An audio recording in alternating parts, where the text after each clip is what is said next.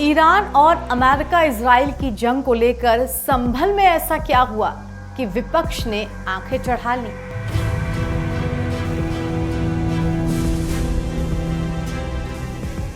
UP के संभल जिले में एक बार फिर से चर्चाओं का डेरा हो गया।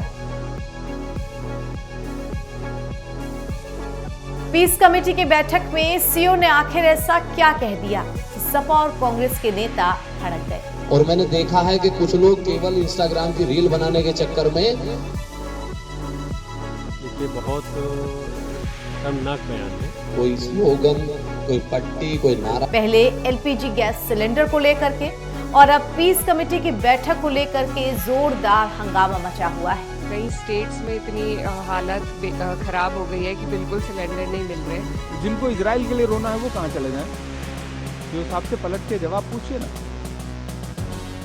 नमस्कार, बहुत स्वागत आपका हमारे चैनल पर। आपके साथ मैं हूं ऐश्वर्या। दुनिया में इस समय ताज़ा मुद्दा तो अमेरिका, ईरान और इजराइल के बीच की जंग है। सारी तनातनी इन्हीं 2-3 मुल्कों के बीच चल रही है। लेकिन क्योंकि आग जब पड़ोस के घर में लगी होती है तो उसकी आंच रह रहकर आसपास के घरों तक भी पहुंचती है। और कुछ ऐसा ही हाल भारत का भी हो रहा है और ये संभल जिले से जुड़ा हुआ है। यहाँ अलविदा, जुमे और ईद के त्योहार को लेकर कोतवाली परिसर में पीस कमेटी की बैठक आयोजित की गई थी। इस बैठक में प्रशासनिक अधिकारियों, पुलिस अधिकारियों और शहर के गणमान्य लोगों ने हिस्सा लिया था। इस दौरान आने वाले त्योहारों को शांतिपूर्ण और सौहार्दपूर्ण माहौल के बीच में मनाने के लिए पुलिस की तरफ से कई महत्वपूर्ण दिशा निर्देश जारी किए गए। लेकिन इसी बैठक में संभल के सीओ कुलदीप ने चेतावनी देते हुए साफ कह दिया कि जो लोग ईरान के लिए छाती पीट रहे हैं वो वहीं चले जाएं, हमारे देश की कानून व्यवस्था को खराब ना करें। अब इसी बयान को लेकर सपा और कांग्रेस के नेताओं ने आपत्ति जताई है। आइए आपको आगे बढ़ने से पहले सीओ का वो बयान सुना देते हैं कि पीस कमेटी की बैठक में आखिर क्या हुआ था। मत करिए, और मैं कहता हूं किसी को करने भी मत दीजिए। तीसरा एक और बहुत गंभीर विषय है जो मैं आपसे कहना चाह रहा हूं। बहुत सारे लोगों को ना, उनको खुजली इस बात की मची है कि साहब झगड़ा तो हो रहा है ईरान के इजराइल के बीच में, और वो बीच में ना अपनी टंगड़ी घुसाए पड़े हैं। भाई अगर इतनी दिक्कत है तो आप बैठ जाओ जहाज में। जब जहाज लेने जा रहा है वहां ईरान में फंसे हुए भारतीयों को, तो जहाज में बैठ जाओ और चले जाओ और जाओ लड़ो ईरान की तरफ से, लौट के आ जाओ। लेकिन किसी दूसरे 2 देशों के बीच में झगड़ा हो रहा है और उस झगड़े का अगर हमारे देश में कानून व्यवस्था पर कोई असर पड़ेगा तो हम फिर इलाज करेंगे बहुत बढ़िया वाला। कहीं पर किसी भी प्रकार का किसी नमाज में, अलविदा की नमाज में या जुमे की नमाज में, कोई भी किसी प्रकार के किसी देश के विरोध में, किसी के विरोध में कोई स्लोगन, कोई पट्टी, कोई नारा, ये नहीं होना चाहिए।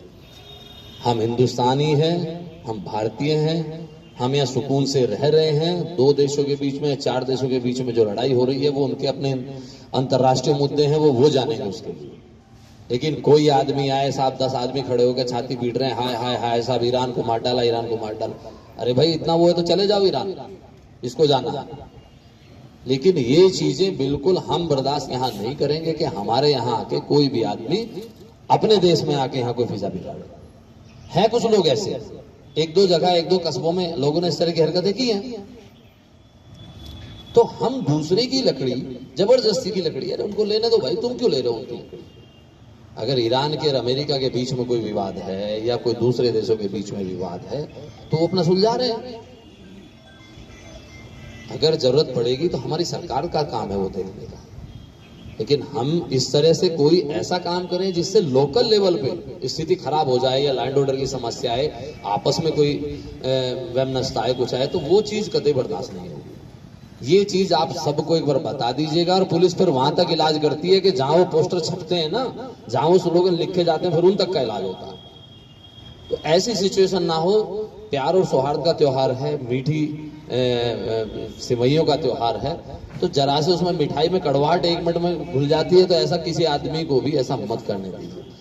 और मैंने देखा है कि कुछ लोग केवल इंस्टाग्राम की रील बनाने के चक्कर में और कह रहे साहब ईरान के साथ ये हो गया, खामेनेई को मार दिया, ये कर दिया, वो कर दिया, इस चक्कर में केवल रील बनाने के चक्कर में आए और भाग गए। अब सीओ के इसी बयान को लेकर कांग्रेस नेता इमरान प्रतापगढ़ी ने मोदी सरकार पर निशाना साध दिया है और कहा है कि पीस कमेटी की मीटिंग में भाईचारे की बात होनी चाहिए थी, ना कि सीधे सीधे धमकाने की। जिनको इजराइल के लिए रोना है वो कहाँ चले जाएं?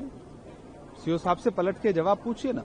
मुझे लगता है कि एक जिम्मेदार अधिकारी की भाषा ये नहीं होनी चाहिए। पीस कमेटी की मीटिंग में अमन और भाईचारे की बात हो, धमकाने की बात ना हो।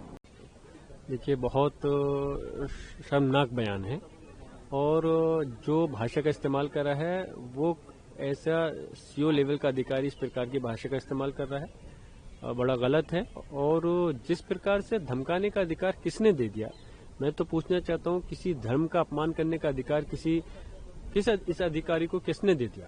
और ऐसा अधिकारी कोई इस प्रकार की भाषा का इस्तेमाल कैसे कर सकता है? ये सिर्फ एक धर्म की जो स्वतंत्रता है, सिर्फ धर्म का अपमान ही नहीं बल्कि पुलिस मैनुअल के भी खिलाफ है। और उसके साथ साथ आप कौन होते हो कि विदेश के ऊपर तस्करा करने वाले? अरे कोई चीज है उसकी तय करने वाले भारत सरकार है, वो तय करेगी। और जो इस प्रकार का अल्फाजों का इस्तेमाल किया है, मैं उसकी मजम्मत करता हूँ और बल्कि मैं मांग करता हूँ कि इनके खिलाफ डीजीपी और खासतौर से सरकार को एक्शन लेना चाहिए कि जिससे कि आने वाले समय के अंदर कोई अधिकारी इस प्रकार की अधभर भाषा का इस्तेमाल नहीं करे और उनको ये एहसास होना चाहिए कि तुम्हारा काम नागरिकों को सुरक्षा देना है, ना कि धमकाना। इसके अलावा देश में एलपीजी की समस्या और सीओ के बयान पर कैराना की सपा सांसद इकरा हसन ने भी विपक्ष की तरफ से सरकार को घेरने की कोशिश की है। उन्होंने कड़ी आपत्ति जताते हुए कहा कि इस तरह के बयान समाज में तनाव पैदा करते हैं, इससे अमन चैन बिगड़ सकता है। उन्होंने कहा कि मैं निंदा करती हूं, अमन चैन खराब करने की कोशिश है, ये सरकार के इशारे पर हो रहा है। साथ ही उन्होंने ये भी कहा कि ऐसे अधिकारी पर कार्रवाई होनी चाहिए, इसकी मैं मांग करती हूं, कोर्ट इस पर संज्ञान ले। इसके अलावा इकरा हसन एलपीजी गैस सिलेंडर मुद्दे पर भी केंद्र सरकार को घेरती हुई नजर आई। तो जो कमर्शियल जितने भी आउटलेट्स हैं उन पर इस तरह का प्रभाव नहीं पड़ता। कई स्टेट्स में इतनी हालत खराब हो गई है कि बिल्कुल सिलेंडर नहीं मिल रहे और सरकार जरूर कह रही है, कल भी मिनिस्टर आए थे, उन्होंने कहा कि कोई घबराने की बात नहीं है, लेकिन हमारा कहना यह है कि जिस तरीके से सरकार ने इस पूरे मामले को संभाला है, पता नहीं किस दबाव में फॉरेन पॉलिसी इस तरीके से हमारी चल रही है। नहीं तो हमारे ईरान से बहुत अच्छे संबंध थे और जिस तरीके से चाइना और रशिया को कोई दिक्कत नहीं हो रही है, हमारा भी उसी तरीके से रुक रह सकता था। लेकिन वॉर से, अटैक से, ईरान पे जो अटैक हुआ है, किसी भी एक इंडिपेंडेंट नेशन की सॉवरेनिटी पे अटैक इस तरीके से होना, इंडिया को उसके खिलाफ खड़ा होना चाहिए था, क्योंकि आज ये उनके साथ है, कल को किसी के भी साथ हो सकता है। और लेकिन हमने क्या किया, हम उससे 2 दिन पहले ही इजराइल हमारे प्राइम मिनिस्टर घूम के आए हैं। तो सिर्फ क्योंकि हिंदू मुस्लिम देश में है, इन्होंने जो बीज बो रखे हैं देश में हिंदू मुस्लिम के, वही अपनी फॉरेन पॉलिसी में भी दिखाना चाह रहे हैं, लेकिन उसका जो नकारात्मक असर है वो आज हमें देखने को मिल रहा है। आज हमारे देश पे जो संकट मंडरा रहा है वो सिर्फ और सिर्फ सरकार की फेल्ड फॉरेन पॉलिसी की वजह से है। और अब जनता, विपक्ष ये बात पहले दिन से कह रहा था, लेकिन अब जनता भी इस चीज को देख सकती है। वैसे ये कोई पहली बार नहीं है जब संभल जिला चर्चा में आया है। नवंबर 2024 में यहां की शाही जामा मस्जिद में सर्वेक्षण के दौरान भड़की हिंसा मामले ने काफी जोर पकड़ा था। तब सर्वे के दौरान बड़ी संख्या में भीड़ ने पुलिस टीम पर हमला किया था, पत्थरबाजी की थी। इसके बाद हिंसा भड़की थी। इसमें गोली लगने से 4 लोगों की मौत हुई थी और तब के सीओ अनुज चौधरी समेत पुलिस वालों को भी चोटें आई थी। हिंसा के बाद पुलिस ने 3 महिलाओं समेत लगभग 79 उपद्रवियों को गिरफ्तार भी किया था। और अब लगभग 10 दिन बाद जब ईरान अमेरिका की जंग में ईरान के सुप्रीम लीडर खामेनेई के मारे जाने के बाद भारत में कई जगह अमेरिका इजराइल के खिलाफ विरोध प्रदर्शन हो रहे हैं। इसमें जम्मू कश्मीर से लेकर यूपी की राजधानी लखनऊ समेत हैदराबाद तक के कई जिले शामिल हैं। इन्हीं प्रदर्शनों को जोर शोर से करने की तैयारी ईद के मौके पर भी थी। जुमे की अलविदा नमाज से पहले भी लखनऊ में मुस्लिम समुदाय का बड़ा विरोध प्रदर्शन राजधानी लखनऊ में देखने को मिला। रमजान के आखिरी जुमे यानी अलविदा के जुमे की नमाज के बाद अमेरिका और इजराइल के खिलाफ जोरदार प्रदर्शन किया गया। इस प्रदर्शन का ऐलान शिया धर्मगुरु मौलाना कल्बे जब्बाद ने पहले ही कर दिया था। नमाज के बाद बड़ी संख्या में लोग पुराने लखनऊ के बड़े इमामबाड़े के पास इकट्ठा हुए और विरोध प्रदर्शन शुरू हुआ। वैसे स्थिति की गंभीरता को देखते हुए प्रशासन ने इस इलाके में पहले से ही भारी पुलिस बल तैनात कर रखा था ताकि कानून व्यवस्था ना बिगड़े। अब ऐसे ही भीड़ के चलते ईद पर संभल जिले में माहौल ना बिगड़े, इसलिए पुलिस की तरफ से पूरी तैयारी की गई है। और इसी को लेकर के सीओ संभल ने पीस कमेटी की बैठक में जो बयान दिया है उस पर जमकर बवाल मच रहा है।